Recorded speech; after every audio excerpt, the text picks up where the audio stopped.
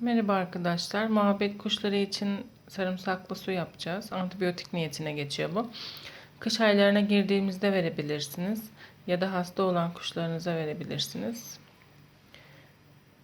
Normalde çok kuşları olanlar 1 litre suya 4 tane sarımsakla yapıyor. Ama benim bir tane muhabbet kuşum var. Ben 2 tane sarımsağı yapıyorum. 2 tane sarımsak dilimledim.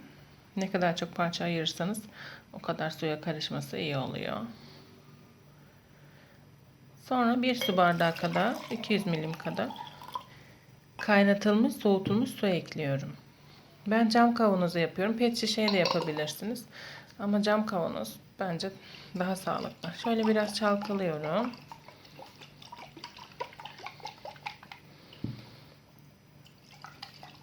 Sonra bunu 2 gün kadar serin ortamda bekleteceğim.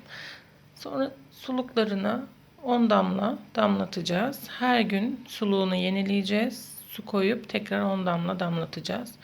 Bu işlemi bir hafta devam ederseniz kuşunuz iyileşmiş olur. Eğer hasta değilse kuşunuz bu işlemi günde 2 gün yaparsanız kış aylarında da direncini arttırmış olursunuz. Geçmiş olsun.